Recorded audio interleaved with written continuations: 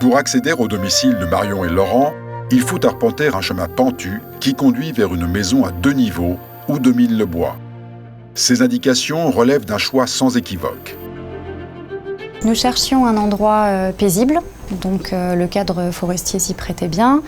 Et nous souhaitions aussi accéder à la propriété en des coûts assez mesurés, donc nous éloigner des centres urbains avec souvent des terrains qui sont assez chers. Donc nous sommes allés sur Montsinéry pour pouvoir trouver des terrains plus accessibles. Il y a 3 constantes dans ce parti pris. L'intégration dans l'environnement, la limitation des coûts et l'autonomie dans la production d'énergie.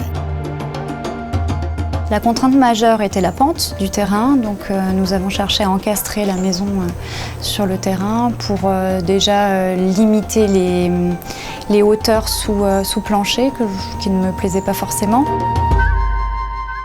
L'idée première de la maison, c'était de travailler avec les matériaux de Guyane, donc principalement du bois, un petit peu de briques également, pour donner un côté très nature et puis toujours pour limiter les coûts.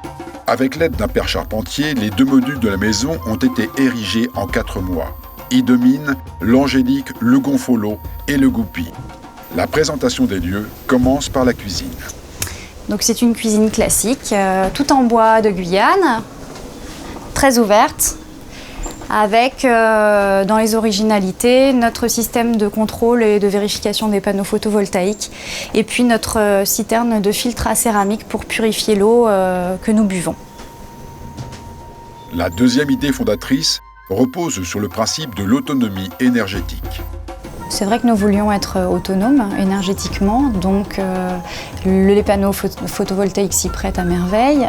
Et puis c'était aussi l'idée première de tirer parti des ressources naturelles qui sont gratuites et en abondance, qui sont l'eau et le soleil. L'autoconstruction est un parti pris radical, tout comme l'autonomie énergétique.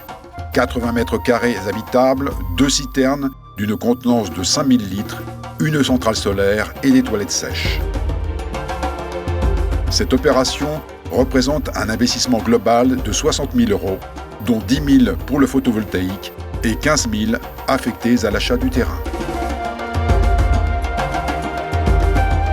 Il est important de bien s'intégrer dans le terrain sans modifier la morphologie naturelle du site.